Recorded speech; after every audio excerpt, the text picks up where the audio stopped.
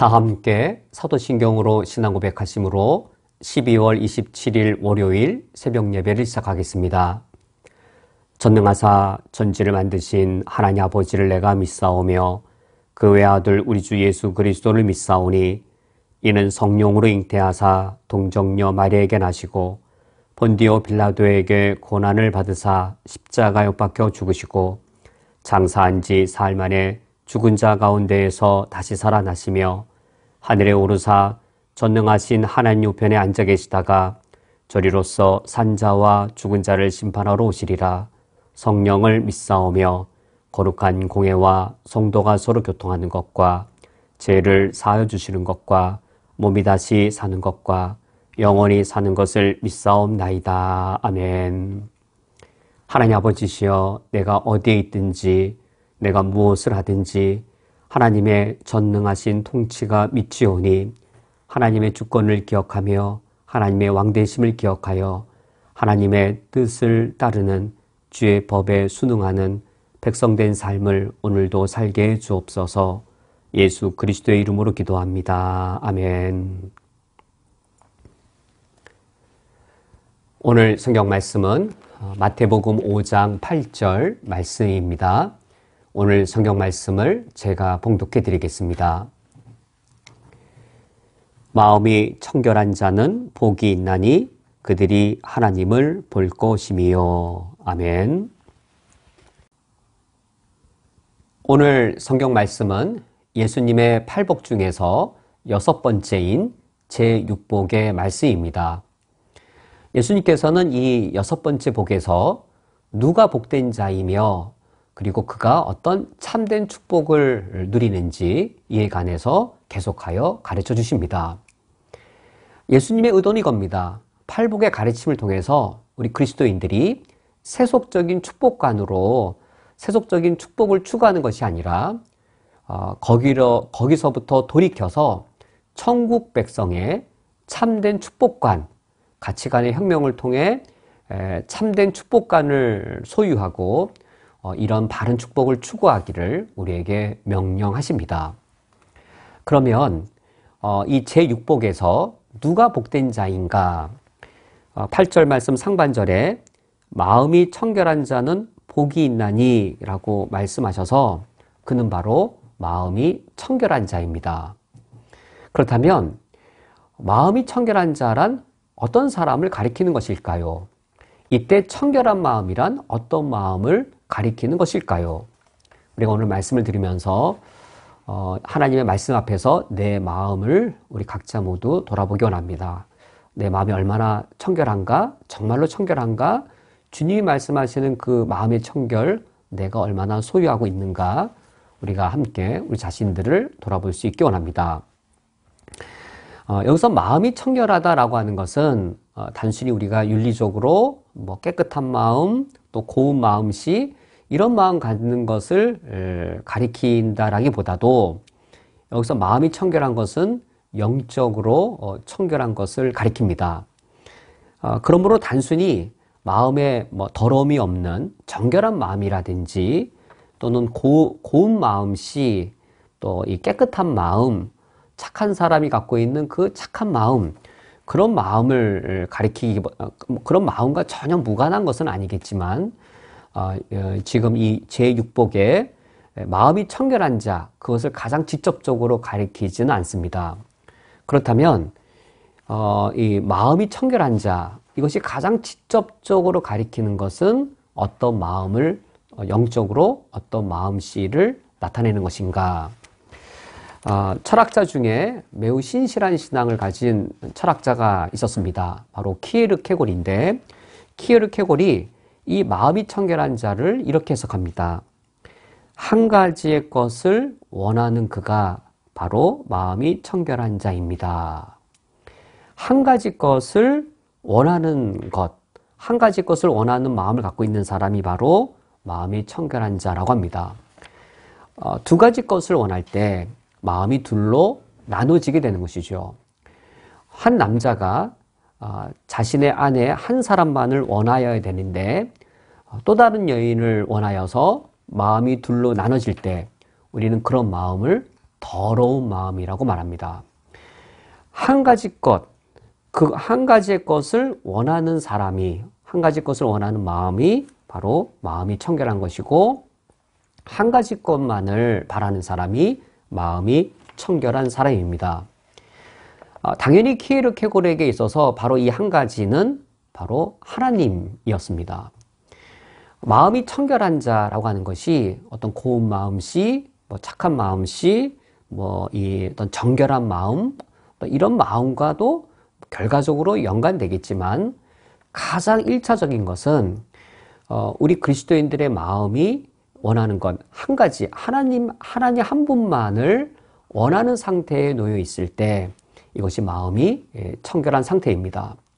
우리 마음이 하나님과 돈, 이렇게 둘로 나누어져 있을 때 하나님이 아닌 다른 것을 바라보는 것이 불순물이고, 그리고 그것을 쳐내지 않고 두 대상을, 하나님과 더불어 또 다른 대상을 섬겨서 둘로 나뉘어져 있을 때 이런 마음 상태가 더러운 상태인 것이지요.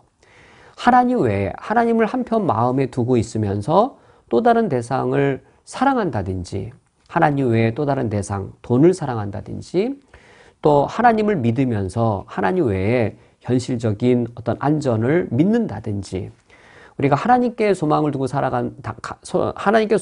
살아간다고 말하면서도 여전히 현실에 한 발을 내딛고 현실의 번영을 소망하며 산다면 이것이 바로 나뉘어진 마음이어서 이런 마음이 바로 더러운 마음, 깨끗하지 못한, 정결치 못한 마음이 됩니다. 제6복에서 마음이 청결한 자는 복이 있다라고 했을 때 그는 한 가지 것, 하나님만을 온전히 원하여서 믿음, 사랑, 소망, 이 모든 것을 전적으로 하나님께 자신의 마음을 다 두는, 사랑과 또 믿음과 소망을 전적으로 하나님께 두어서 마음이 나누어지지 않은 그가 바로 마음이 청결한 자입니다. 이 사람이 처음부터, 이 그리스도인이 처음부터 마음이 청결해진 것은 아니었을 겁니다. 제6복의 단계에 이르렀을 때 그가 마음이 청결하게 되었습니다. 그는 방금 전에 긍휼히 여기는 자였고, 또 그전에는 의에 줄이고 목마른 자였으며, 또 그 이전에는 애통하는 자였습니다. 그에게는 무엇이 애통, 슬퍼하고 고통을 겪는 원인이었을까요? 그가 애통해할 때에 그는 먼저 심령이 가난한 자여서 그는 하나님을 가까이 하기 원했고 하나님을 믿기를 원했습니다. 그것을 즐거워했던 사람이었습니다. 그에게 하나님이 기쁨의 대상이었습니다. 그에게 하나님이 사랑의 대상이었습니다. 심령이 가난할수록 주님을 더욱더 믿는 믿음의 사람이기도 했습니다.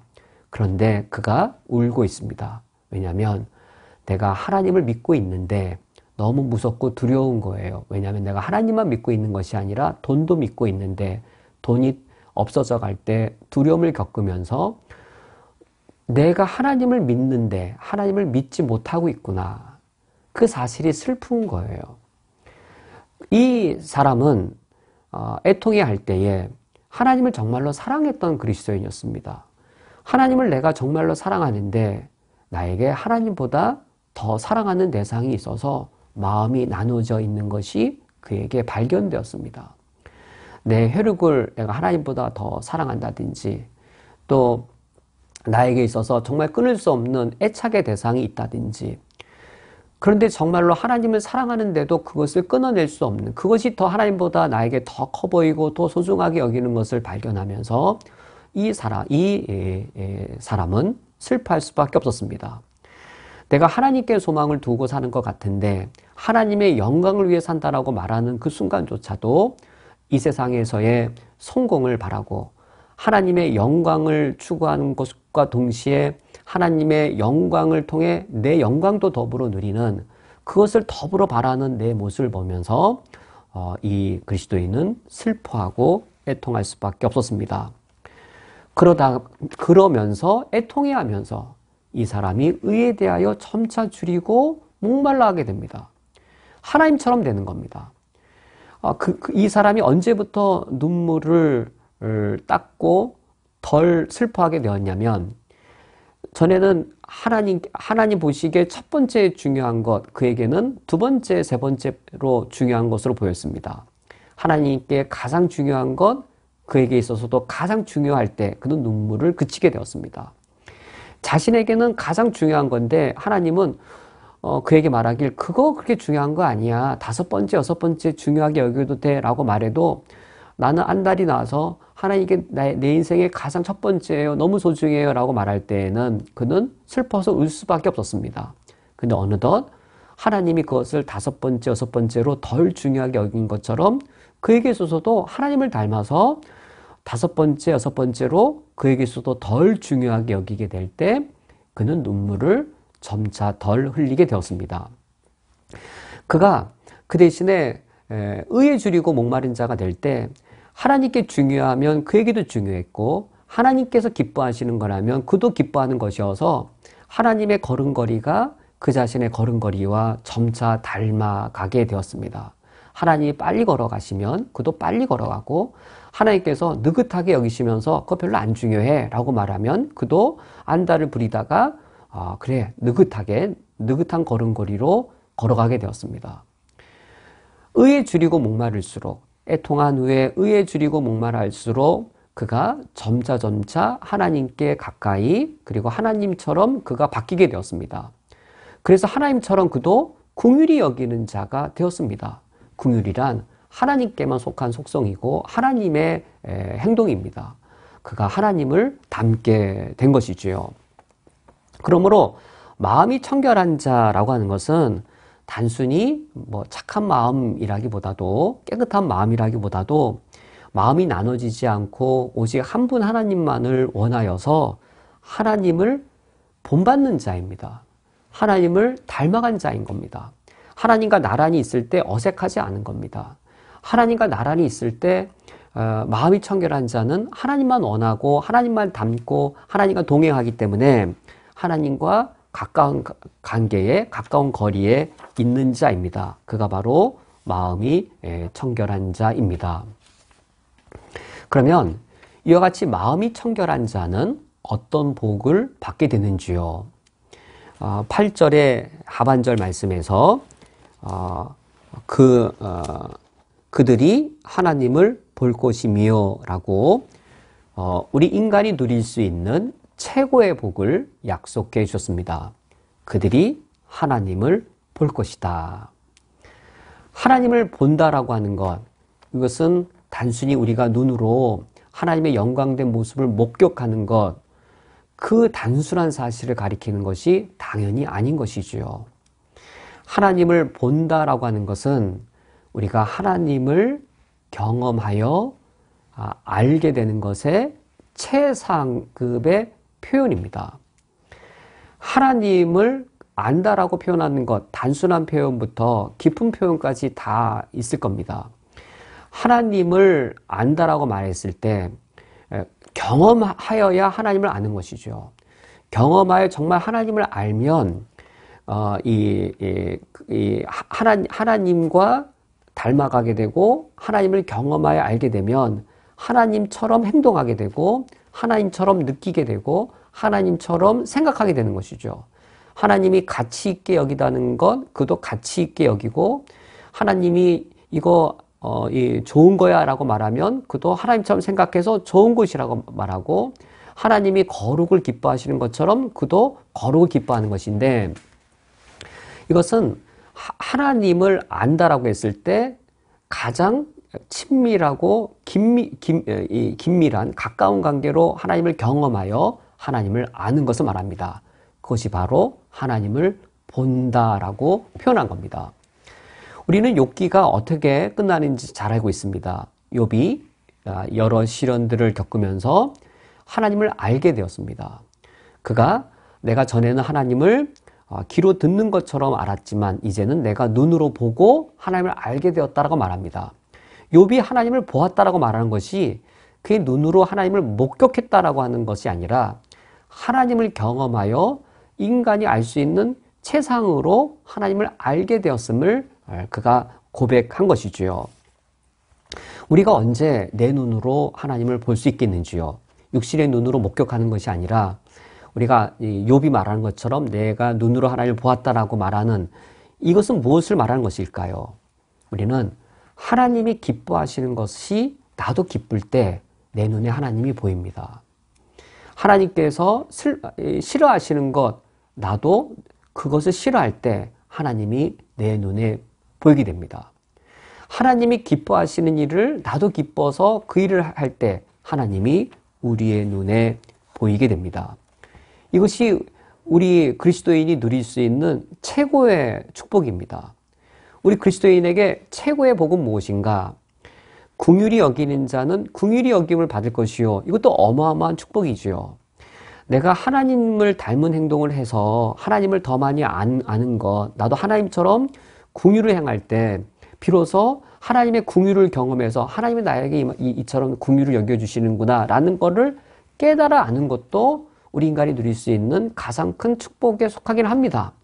그러나 그 축복이 더 깊어지고 더 성장하게 되어지면 우리가 하나님을 닮는 정도로 있는 것이 아니라 하나님을 보게 됩니다. 이건 우리가 신적 존재가 되어서 하나님을 알게 되었다는 표현이 아니라 하나님이 기뻐하시는 것을 나도 기뻐할 때 우리가 하나님을 보게 되어집니다.